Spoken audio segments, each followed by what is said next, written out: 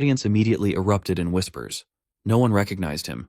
Some guessed he was a rookie, while others scoffed, saying a newcomer jumping straight into the arena challenge was basically courting death. Off to the side, the announcer leaned over and whispered to the kid to show some passion and heat up the atmosphere. The boy looked confused and asked how he was supposed to do that. The announcer sighed and told him to provoke the crowd or curse a little, muttering that this was exactly why rookies were such a headache. Realization dawned on the Minotaur. Letting out a roar, he shouted that below the level of a formal martial artist, he was invincible, challenging all weaklings to come and fight him. The crowd exploded at once. Some cursed him for being absurdly arrogant, while others laughed and praised his guts. The atmosphere instantly boiled over. Someone in the crowd sneered that this guy wouldn't even know how he died later. That only lit the fuse. Cheers erupted from every direction. Some people shouted their approval, others yelled for blood, and a few just screamed insults at the so-called Minotaur.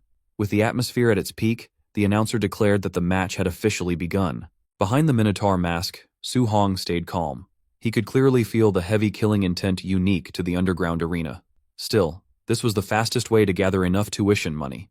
As long as he could win a few rounds with his Vajra fist, it would be worth it. His first opponent stepped forward, calling him an arrogant brat and saying he would play with him a little. Su Hong barely paid attention, his eyes calmly sizing the man up. The opponent's momentum was strong, but his footing was unstable. From the look of it, winning wouldn't be difficult. Seeing him space out, the opponent cursed and charged straight in with a punch. Su Hong sidestepped it cleanly, then casually swung his other hand. The strike landed squarely on the man's jaw, sending him flying straight back to where he had come from. The announcer instantly lost her composure. She was already starting to love this masked fighter, even joking to herself that she might want to ask him out later. Laughing into the microphone, she shouted that Minotaur had taken his first win. The crowd exploded with excited shouts and cheers. A second challenger stepped up, scoffing that the last guy had just been unlucky, but things would be different this time. Su Hong simply replied with a casual, "Please," while calmly judging his opponent. Based on his build, the guy's strength looked decent, perfect for testing how powerful his Vajra fist really was. The man shouted and leaped in with a heavy punch. Su Hong met the attack head-on. With one Vajra fist strike, he shattered the incoming force. The opponent cried out in shock at the sheer power behind the blow. Su Hong could already tell the difference. This guy was strong, but still weaker than him. After taking a single counterattack, the opponent had relied too much on his upper body strength, leaving his waist wide open. Su Hong followed up with a brutal kick, and the man was sent flying off the stage just like the first one. The arena went wild. Some people cursed in disbelief, while others shouted that he was insanely strong. Next! The announcer excitedly declared that Minotaur had achieved 2 consecutive wins. The cheers grew even louder, becoming almost deafening. In a quieter corner, a few well-dressed spectators watched with sharp eyes. One of them muttered that the kid wasn't even a quasi-martial artist, yet his strength far surpassed the average. There was no doubt about it. This one was unusual. The announcer's voice rang out again, declaring Minotaur's 3rd consecutive win. In the viewing area, one of the men watching commented that the kid was better than the worst, but nowhere near the best. Someone like that, he noted, was perfect material for match fixing. From behind him, a masked young man spoke up, saying he would go handle it.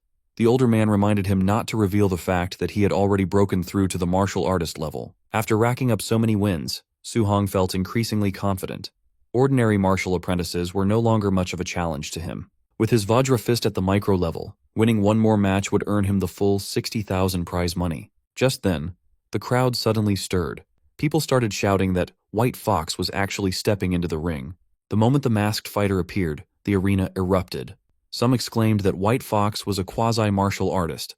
Others protested that a quasi-martial artist fighting a martial apprentice was basically cheating. Su Hong's heart sank slightly. A quasi-martial artist? This match was going to be troublesome. Still, backing down wasn't an option.